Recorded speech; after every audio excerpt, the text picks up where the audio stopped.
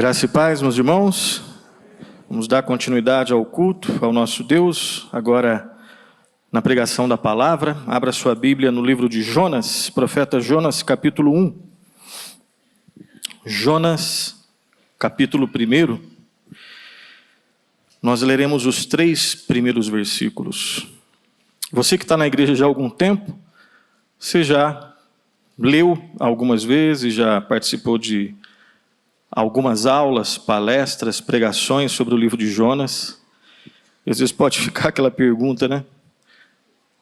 É possível aprender, reaprender ainda? Né? Imagina você que está há 30 anos na igreja e já deve ter lido vários comentários sobre o livro. O que essa história, a princípio tão conhecida, pode nos ensinar?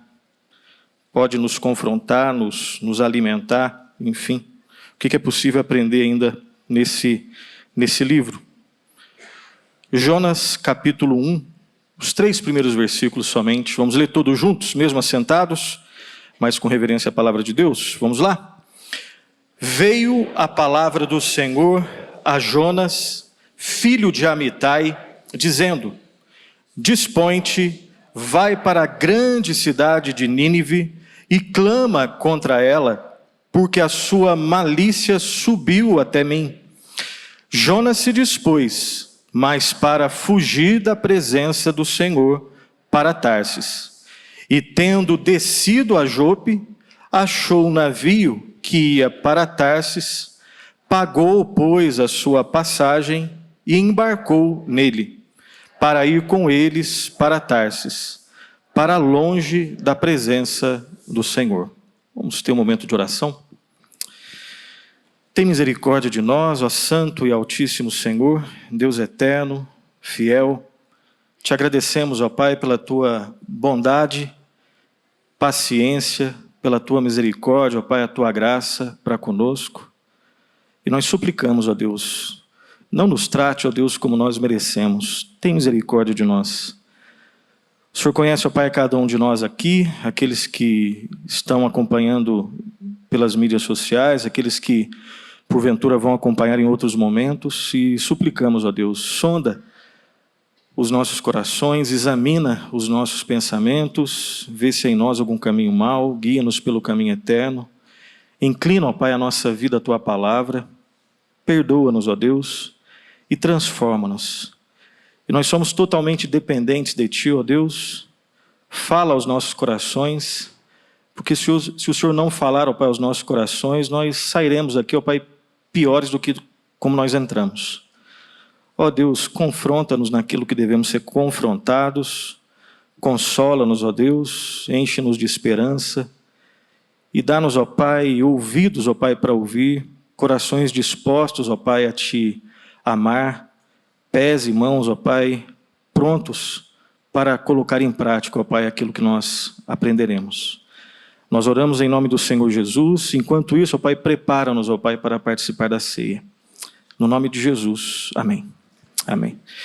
Meus irmãos, como eu disse, é um texto conhecido, creio que de todos, num certo sentido, mas às vezes, aquilo que nós achamos conhecer, nós não conhecemos tanto assim. Mesmo aquilo que nós conhecemos não significa que nós obedecemos. A história de Jonas é clássica para falar sobre isso. Jonas não é um gentio, Jonas não é um pagão, Jonas não é alguém ignorante teologicamente. Ele é um profeta de Deus, que ouve a palavra de Deus, ele conhece teologia, e ele diz: não vou fazer do jeito que o Senhor quer. Então existem várias camadas para a gente pensar, né?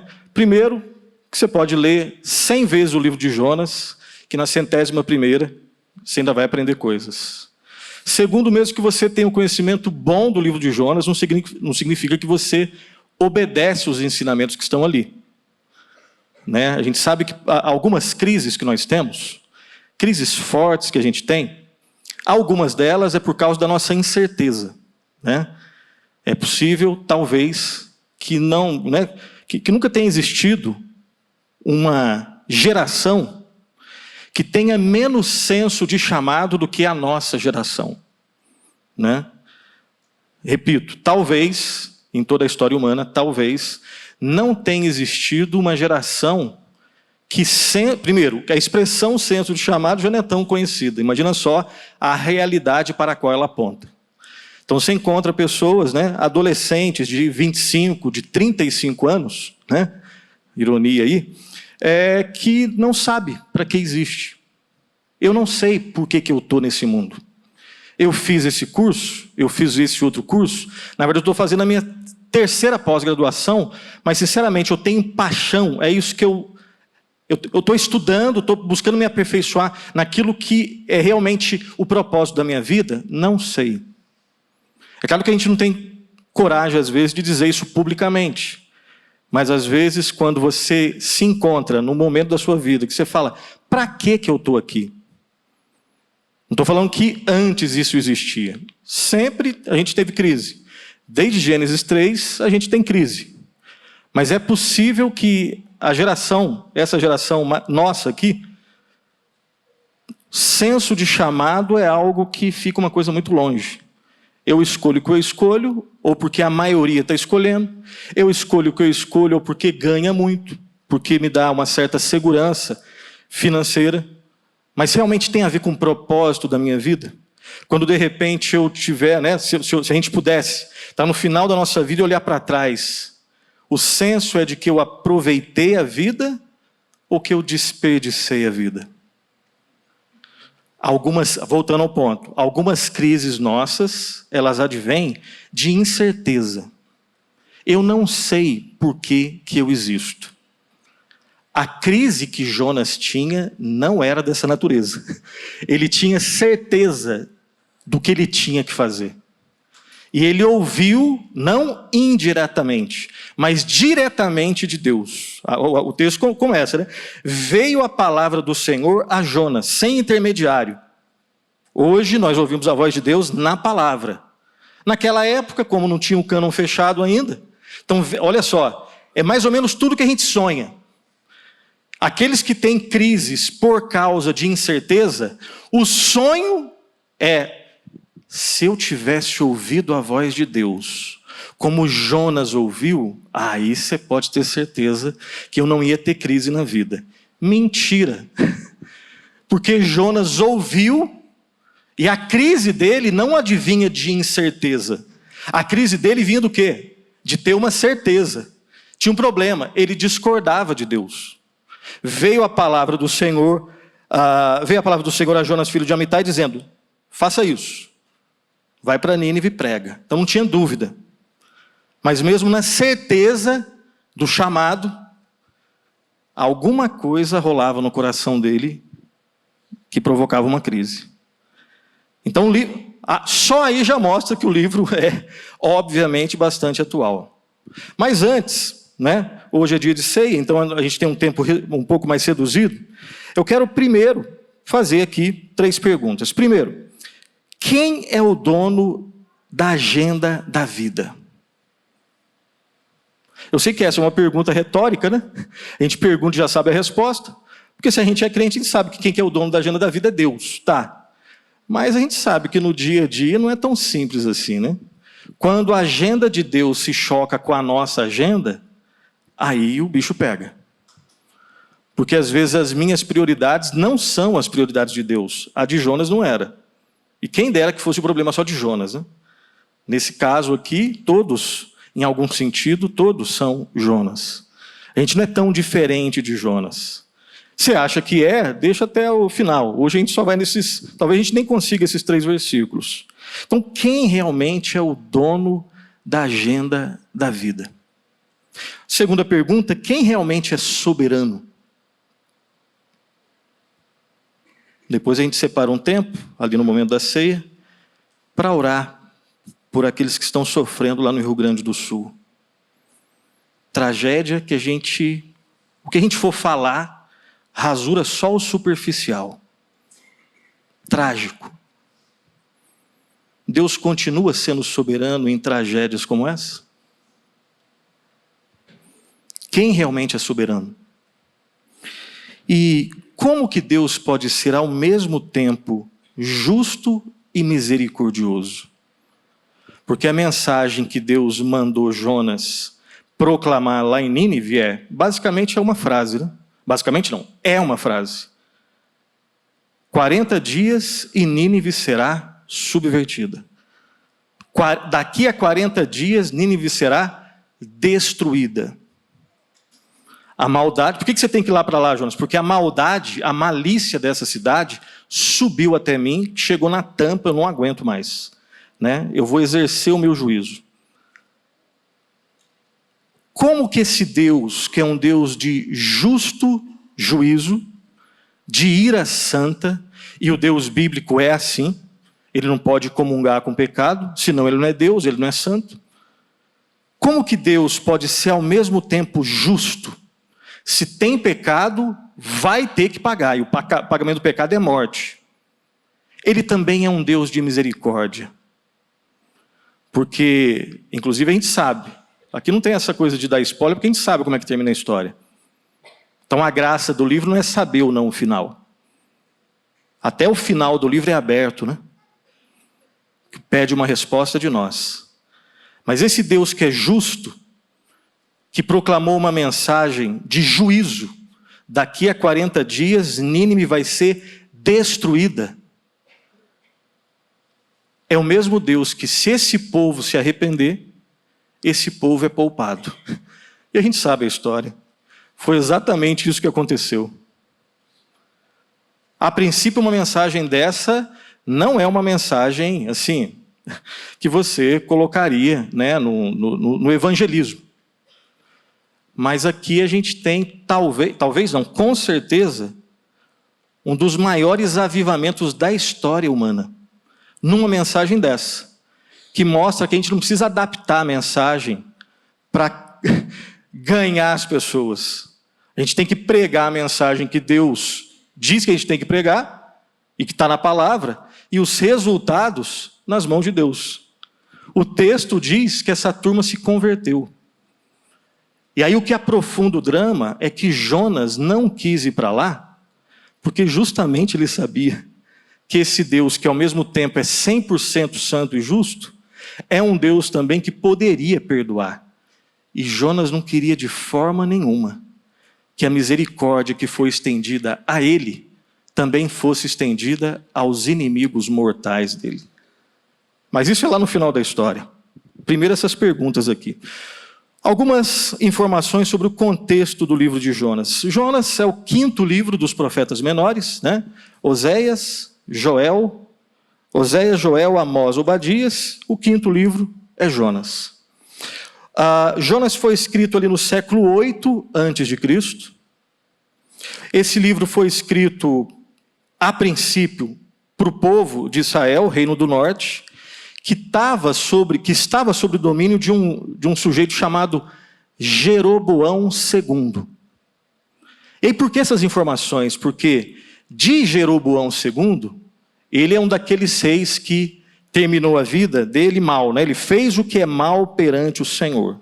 Texto de 2 Reis 14, 24. Jeroboão II fez o que é mal perante o Senhor. Era um contexto de dificuldade. E embora Jeroboão II ele fosse uma pessoa próspera do ponto de vista econômico, próspera do ponto de vista político, ele terminou a vida dele mal. Ele fez o que é mal perante o Senhor. Uma outra informação é que Jonas viveu na mesma época de outros 2 profetas. Jonas, Amós e Oséias. Os 3 viveram ali no mesmo contexto. Uma outra característica do livro de Jonas, nessas informações ainda gerais, é que Jonas, ele é citado, o personagem Jonas é citado em mais 2 lugares além desse livro. E aí eu quero que você abra a sua Bíblia em 2 Reis, segundo livro dos Reis, melhor dizendo, capítulo 14, versículo 25. Segundo livro dos Reis, capítulo 14, versículo 25, que diz assim: restabeleceu ele os limites de Israel, desde a entrada de Amate até o mar da planície, segundo a palavra do Senhor Deus de Israel, o qual falara por intermédio de seu servo Jonas. Olha aí de novo, filho de Amitai, o profeta, o qual era de Gat-Hefer. Aqui você tem uma outra informação. A cidade De onde vem Jonas? Gat-Hefer. E de novo você tem filho de Amitai. E é a única informação. A gente sabe que o nome do pai dele é Amitai e não se sabe mais. Então foi desse lugar sem expressão política que Deus levantou um profeta. De um lugar pequenininho. De um lugar sem muitos privilégios. Então esse é um outro lugar onde Jonas é citado. E nessa primeira citação, e aqui é importante para nós, porque a gente sabe que no livro de Jonas existe um contexto difícil e ele tem uma mensagem de juízo. Nesse contexto, aqui nessa primeira aparição dele, lá em segundo livro dos 6, ele tem uma mensagem de prosperidade. E só Deus sabe por quê. Né? Esse é o primeiro registro em que Jonas é citado, e a sua primeira tarefa é proclamar uma mensagem profética, de misericórdia e de graça. Primeira vez que ele prega, registrado na Escritura, ele prega uma mensagem de prosperidade e de graça. Agora, isso não significa que deu tudo certo. Jeroboão II, embora, de novo, repito, fosse próspero política e economicamente, ele fez o que é mal perante o Senhor. E aqui tem um outro ensino para a gente. Mensagem de prosperidade, mensagem de graça e misericórdia, não significa que todos aceitaram. Agora, a mensagem de juízo, que é no livro de Jonas, nós não vamos falar hoje sobre essa mensagem, só citamos aqui. Mensagem de juízo. O texto diz que todos se converteram. Quando às vezes a gente tem uma pessoa na nossa família, um amigo no trabalho, um colega na faculdade, que você tem amor por ele ou por ela, pode ser o seu filho, enfim, alguém próximo. Às vezes todos nós sentimos às vezes aquele drama. O que eu vou falar? Como eu vou falar? Eu quero esperar uma ponte. Parece que não tem nada aqui, né? Eu não sei o que falar. Todo mundo sente esse drama. Os profetas de alguma forma sentiram. Pastores, presbíteros, diáconos, aqueles que têm muita instrução, pouca instrução. Pregar o evangelho é um privilégio e é um peso. Aqueles que dizem, não é um peso, eu faço naturalmente. Duvide. Porque se não tiver um temor, tem algo errado. Tem algo errado. E muitos dos nossos milindres, eles nascem disso. Bom, eu tenho que fazer de um jeitinho, tenho que pisar em ovos, porque se eu falar aquela palavra, aí ele já sai correndo. Bom, esses dramas, quando a gente olha para a Escritura nos ajuda a resolver. A ideia é, ore. Eu sei que a gente treme na base, a gente sente medo. E que nosso medo, que nosso tremer na base, nos leve mais para perto de Deus. Ore, fale, pregue do seu jeito, na sua sensibilidade, sendo bíblico, e deixe os resultados nas mãos de Deus. Porque a primeira vez que Jonas pregou naquele contexto de Jeroboão, era uma mensagem de prosperidade, repito. E o rei fez o que é mal perante o Senhor. Na segunda, mensagem de juízo. E toda a cidade de Nínive. O rei, inclusive foi o rei que convocou a cidade para um jejum. Ele vestiu pano de saco. E todos se converteram. Então pregue o evangelho e deixe os resultados nas mãos de Deus. Esse é um outro lugar que aparece o personagem Jonas. Eu disse que são dois, então tem mais um. E esse não é que é mais especial, mas tem um aspecto especial. Mateus 12, 38 a 41, quando o próprio Senhor Jesus Cristo faz uma relação direta entre Jonas e ele. Mateus 12, 38 e 41, Jesus conversando com os escribas e fariseus, lá nós lemos assim: então alguns escribas e fariseus replicaram: mestre, queremos ver de tua parte algum sinal. Ele, porém, respondeu: uma geração má e adúltera pede um sinal, mas nenhum sinal lhe será dado, senão o do profeta Jonas. Por quê? Porque assim como esteve Jonas 3 dias e 3 noites no ventre do grande peixe, assim o Filho do Homem estará 3 dias e 3 noites no coração da terra. Olha só, ninivitas se levantarão no juízo com esta geração e a condenarão, porque se arrependeram com a pregação de Jonas. E eis aqui está quem é maior do que Jonas. E Jesus Cristo está falando com judeus, escribas e fariseus que não aceitavam a Cristo, que ainda como Jonas tinham uma fé, na verdade, guiada por um nacionalismo. Só é crente, só é povo de Deus quem é judeu. Deus não pensa assim.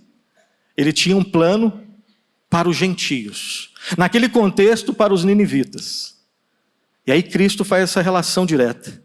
Jonas esteve 3 dias e 3 noites no ventre do peixe, depois ele é vomitado na praia pelo poder de Deus para pregar a palavra para gentios.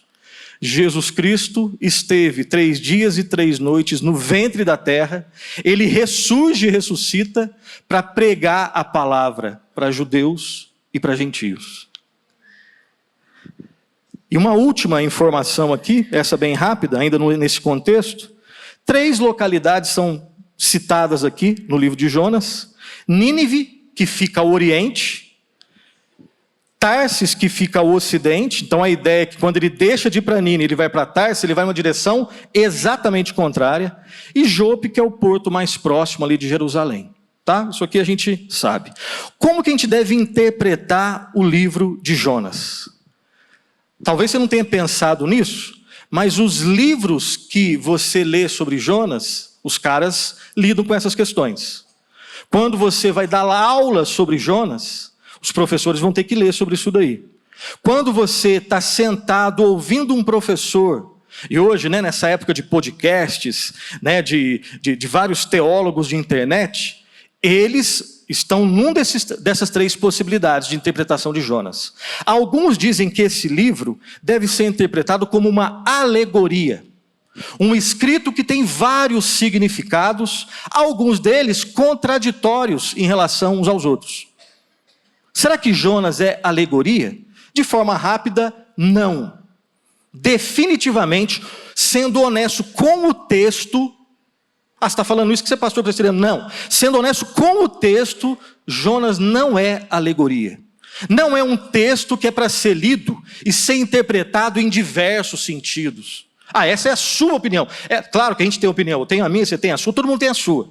Agora, em algum momento, a gente tem que dar um passo à frente. Tá? Será que a minha opinião bate com o texto? O texto não é alegoria. Segundo, alguns dizem que é uma parábola, né? É um conto metafórico que se utiliza de elementos da realidade para ensinar verdades morais e espirituais. A Bíblia tem parábolas? Tem, no Antigo e no Novo Testamento. A pergunta não é essa, a pergunta é se Jonas é uma parábola. Não. Olhando para o texto, não tem nenhum elemento que faça com que a gente conclua que o texto é uma parábola. Se não é alegoria e não é parábola, só sobra a única possibilidade, que é um relato histórico. E nós já pegamos o ponto principal. O texto que a gente acabou de ler já deixa bem claro. Todo mundo aqui é hermeneuta. A gente não usa essa palavra chata, mas todo mundo aqui é. Todo mundo aqui interpreta a realidade, todo mundo aqui interpreta texto. Quando eu pergunto para vocês quem é Deus, o que é pecado, como que eu faço para ser salvo? Todo mundo aqui tem uma resposta. Certa, errada, coerente, incoerente, consistente, inconsistente, bíblica ou não bíblica. Todo mundo aqui dá respostas sobre essas questões. Todo mundo aqui interpreta texto. Então todo mundo aqui é hermeneuta. Agora, em algum momento, eu e você, a gente tem que se render ao intérprete perfeito da realidade. E quem é ele? Jesus Cristo. Como que Jesus Cristo interpreta esse texto? A gente acabou de ler. Jesus Cristo trata Jonas como um mito? Não. Jesus Cristo trata o relato de Jonas como sendo mito? Não. Então, o senhor da interpretação bíblica, o senhor da hermenêutica, o mestre que diz o que é verdade e o que é mentira, ele deixa bem claro que se trata de um relato histórico. Tanto é que, se eu acredito que Jonas é um mito, eu também tenho que duvidar da veracidade das palavras de Cristo. Porque ele fala de 3 dias. Assim como ele ficou 3 dias, se é mito, também é mito quando eu fiquei 3 dias. Então, nós estamos diante de um relato histórico. Alguns conceitos básicos do livro de Jonas. Primeiro, preste atenção, o direito de Deus de realizar atos de compaixão. Quem tem direito de ter compaixão de quem eu quiser ter compaixão? Deus. Na opinião de Jonas, Deus estava errado em ser compassivo, misericordioso com os ninivitas. E eu sei que é mais fácil, Jonas estava errado, mas eu creio que todos nós erraríamos, tá? Só dando um spoiler aqui, lembrando, quem eram os ninivitas? Uma nação bélica, militar, pagã, gentia. E quando eles lutavam contra um povo, sobravam lá os despojos, tanto materiais quanto de gente. Algumas coisas que eles faziam com pessoas que sobravam.